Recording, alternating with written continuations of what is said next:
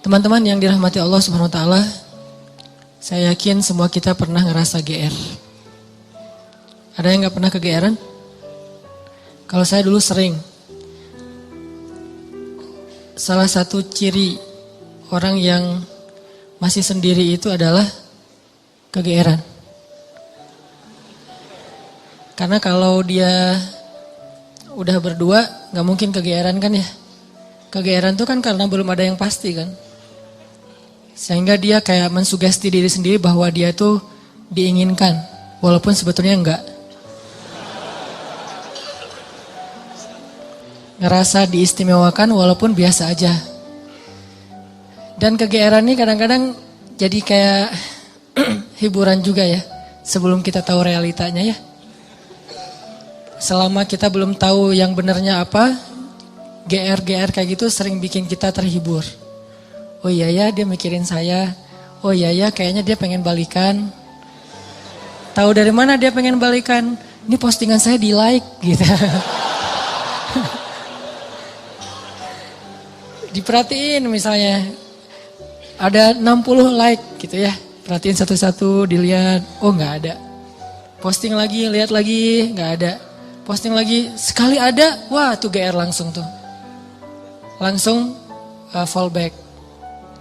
Terus fallbacknya tuh request dulu tapi pas request lama baru tahu realitasnya kemarin dia tuh bukan nge-like salah tekan gitu.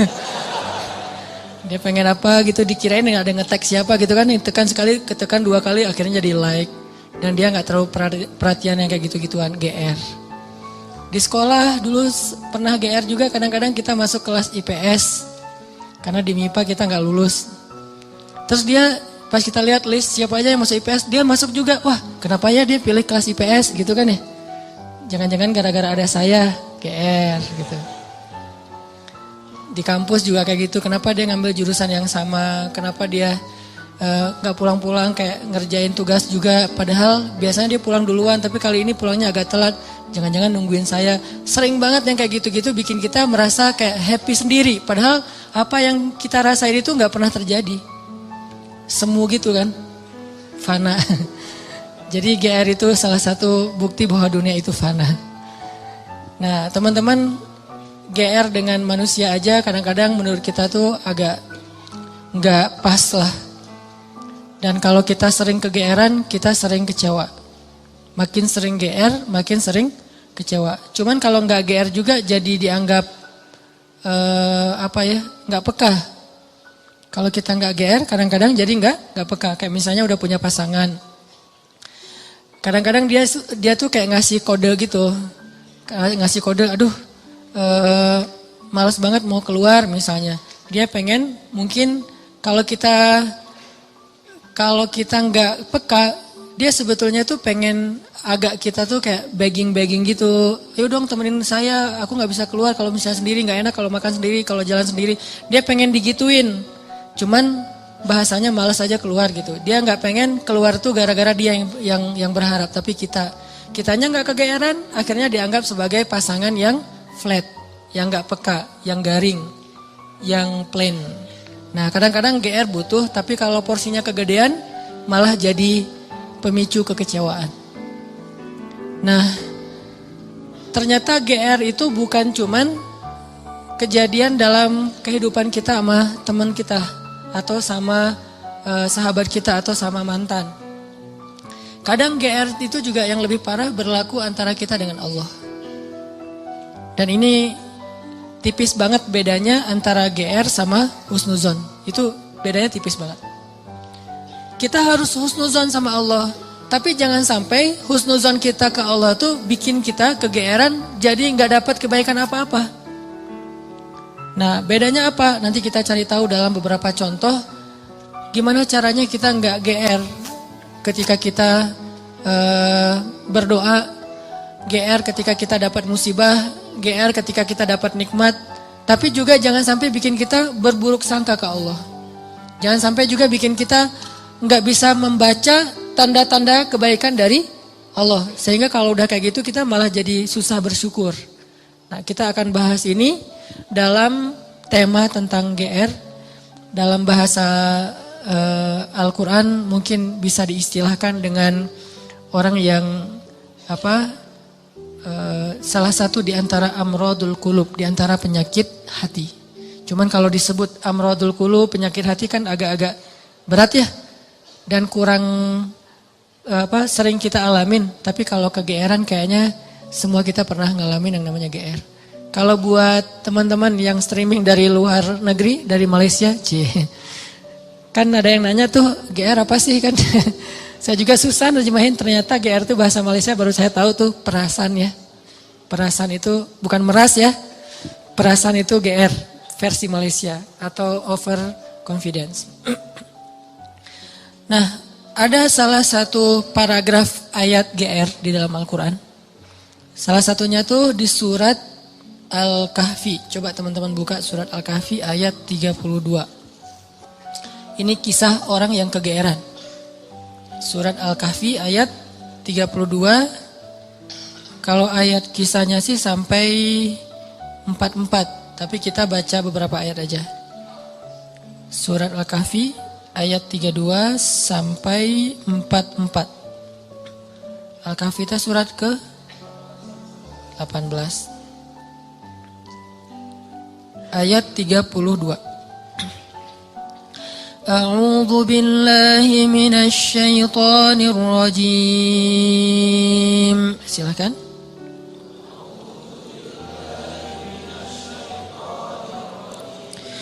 Bismillahirrahmanirrahim.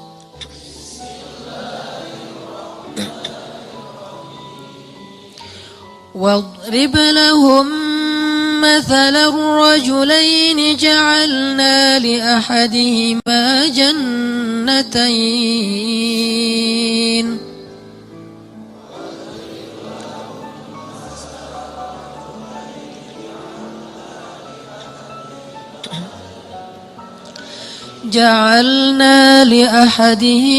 جنتين من أعناب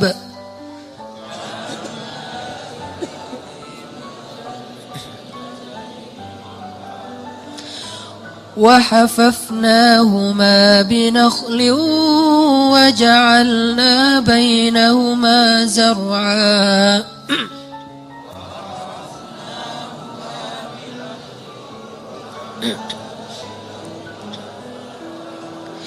كلتا الجنتين آتت أكلها ولم تظلم منه شيئا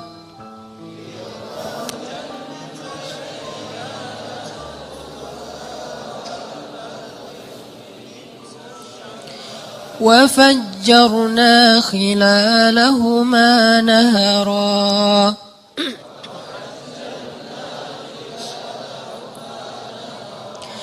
وكان له ثمر فقال لصاحبه وهو يحاوره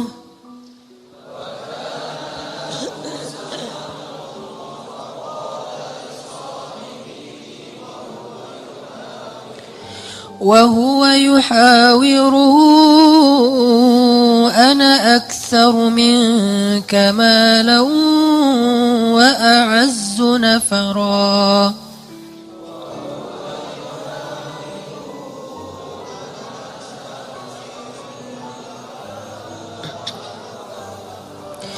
ودخل جنته وهو ظالم لنفسه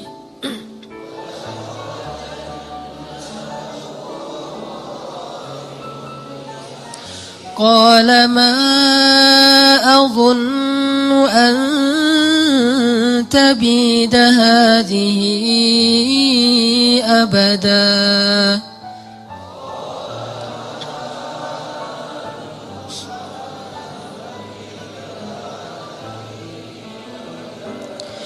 وما أظن الساعة قائمة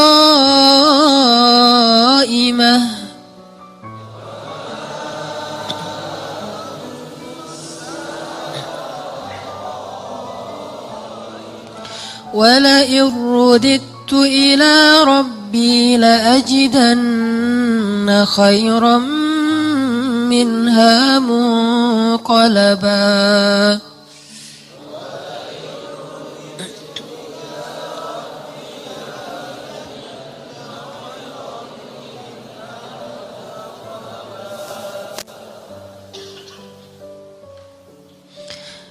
Dan sampaikanlah perumpamaan kepada mereka tentang kisah dua orang laki-laki Bani Israel.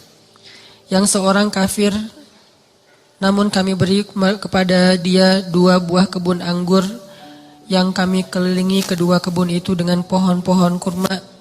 Dan di antara kedua kebun itu kami buatkan ladang. Kemudian kebun itu menghasilkan buah yang sangat banyak, yang tidak pernah berkurang sedikit pun. Dan di celah-celah kedua kebun itu kami alirkan sungai. Dan dia memiliki kekayaan yang sangat besar. Maka dia berkata kepada temannya ketika sedang berbicara dengannya, sesungguhnya hartaku lebih banyak daripada hartamu dan keturunanku lebih kuat. Dan dia memasuki kebunnya dengan sikap merugikan dirinya sendiri karena angkuh dan kufur. Dia berkata, aku yakin kebun ini tidak akan pernah binasa selama-lamanya. Dan aku yakin hari kiamat itu tidak akan pernah ada. Dan seandainya aku dikembalikan kepada Tuhanku kelak, pasti aku akan mendapatkan tempat kembali yang lebih baik daripada ini. Sadaqallahul azim. Ini contoh orang yang GR. Gimana contoh orang yang GR? Dia itu jauh dari Allah. Malah kalau di ayat ini dia nggak beriman kepada Allah sebetulnya. Dia nggak menyembah Allah, dia syirik. Tapi dia ngerasa diistimewakan oleh Allah. Ada orang yang syariat nggak dia jalanin. Ibadah nggak dia lakuin. Akhlak nggak baik-baik amat. Dia punya harta tapi nggak pernah mau haji. Punya kelebihan harta nggak pernah bayar zakat. Nggak pernah bantu orang lain. Sholat sering ditinggalkan. Aurat dia buka. Tapi kehidupannya baik. Secara finansial dia sukses, karirnya luar biasa, terus networkingnya luas. Pokoknya hidupnya itu kayak gak ada kekurangan apapun dalam urusan dunia. Lalu dia berpikir, oh kayaknya Tuhan gak benci-benci amat sama saya. Jadi gak penting-penting amat juga harus setaat yang si fulan. Buktinya tuh yang rajin ke masjid masih miskin. Buktinya tuh yang udah menjalankan syariat dengan baik masih susah. Buktinya yang udah haji ternyata kehidupannya gak lebih baik dari saya. Artinya dia kegeeran, ngerasa bahwa dia itu diistimewakan oleh Allah Subhanahu wa taala, padahal dia tuh jauh dari Allah Subhanahu wa taala. Ini contoh kegeeran. Atau dalam pekerjaan dia melakukan pekerjaan-pekerjaan yang sebetulnya dia tahu itu gak boleh. Hasilnya itu gak halal. Pekerjaan yang menzalimi orang lain, baik menzalimi secara sengaja ataupun memang sistemik. Dia sengaja ngezalimin orang kayak curang dalam timbangan gitu kan ya. Atau secara sistem memang jenis pekerjaannya itu menzalimi orang lain sehingga gak halal. Cuman dengan pekerjaan itu dia sukses gitu. Sedangkan ada temannya yang kata dia terlalu idealis, malah gak bisa sukses kayak dia. Kegeeran, merasa bahwa oh sebetulnya ini sih gak masalah kayak gini-gini amat. Yang penting kan saya nanti bantu anak yatim, fakir miskin, menyantuni panti asuhan kayak gitu-gitu untuk menghilangkan less guilty lah. Padahal dalam bahasa Al-Quran kadang-kadang Allah menyebut sanastadrijuhum min haitsu la ya'lamun. Ini dikenal dengan istilah istidraj. Istidraj. Apa itu istidraj? Pasti teman-teman pernah dengar. Istidraj itu Allah udah sampai ke tahap ngebiarin dia. Dan ini adalah paling bahaya dalam hidup seorang hamba. Ketika dia dicuekin sama Allah. Kalau Allah masih perhatian sama dia, ketika dia salah Allah tegur. Ketika dia salah Allah kasih kesempatan. Ketika dia salah Allah kasih ujian. Supaya apa? Supaya dia insaf, terus dia balik kepada Allah Subhanahu wa taala. Kalau orang masih dikasih ujian, masih dikasih musibah, masih ditegur sama Allah dengan niat supaya dia balik, sebetulnya Allah masih perhatian sama dia. Justru ketika ada orang yang bikin dosa terus Allah biarin aja, gak ada masalah setelah dia bikin dosa dan seterusnya, kayaknya hidupnya tuh lempeng, nyaman, Sebetulnya Allah lagi nyuekin dia, dan dicuekin Allah itulah seburuk-buruk kondisi seorang hamba. Makanya ada surat pembukaannya itu adalah kata-kata cuek. Makanya surat itu kalau kita baca nggak boleh pakai bismillah. Ta'awuz langsung ke ayatnya, yaitu surat apa?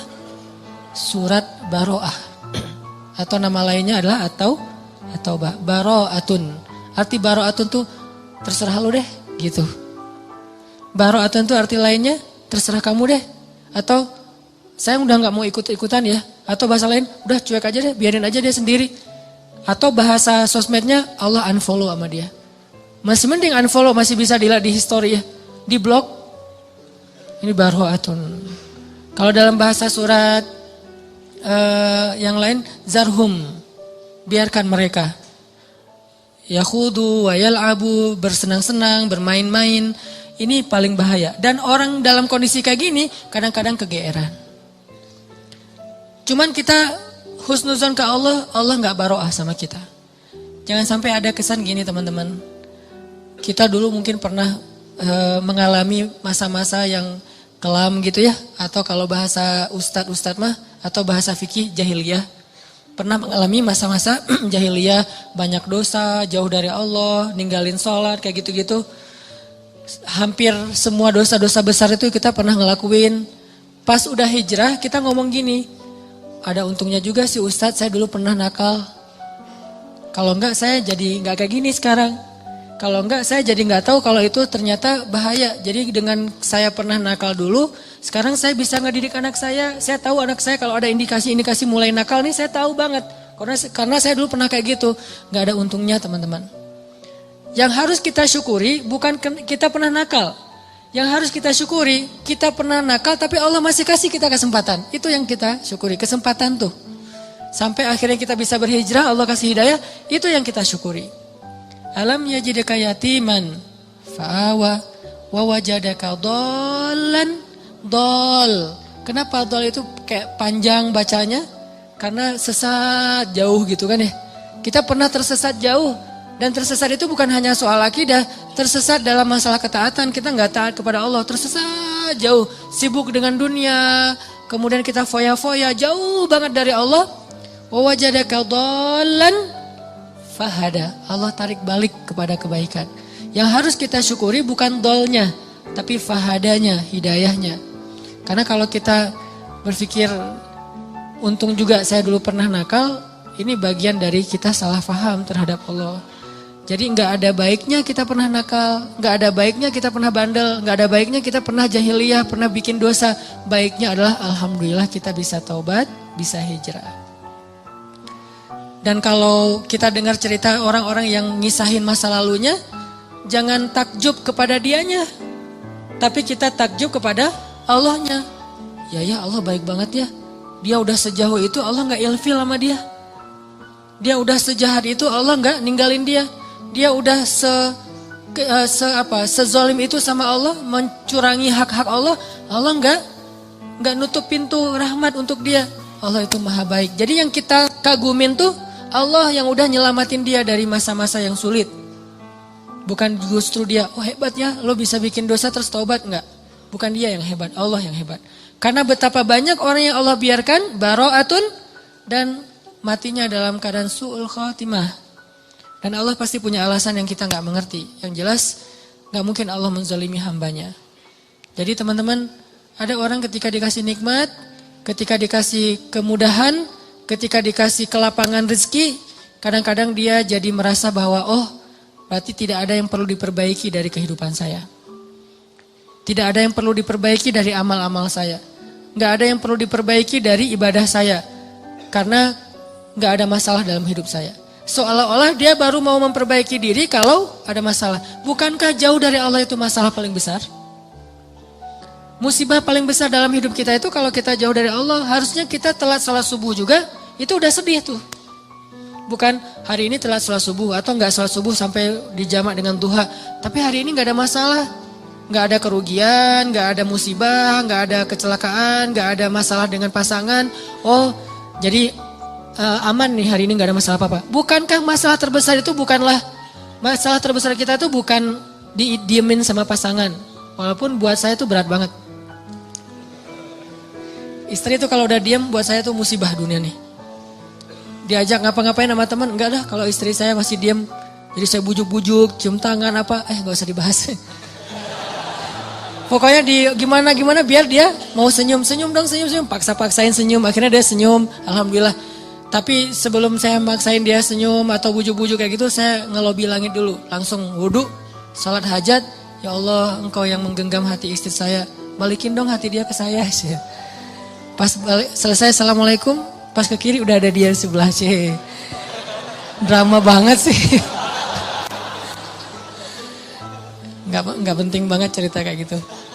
Yang jelas teman-teman, masalah terbesar kita bukan dicuekin oleh orang yang kita sayangin. Masalah terbesar kita bukan ada musibah atau kecelakaan di jalan. Masalah terbesar kita bukan nggak dapat proyek, tender kita nggak goal gitu. Masalah terbesar kita bukan sakit. Masalah terbesar kita dalam hidup kita itu adalah ketika kita jauh dari Allah SWT.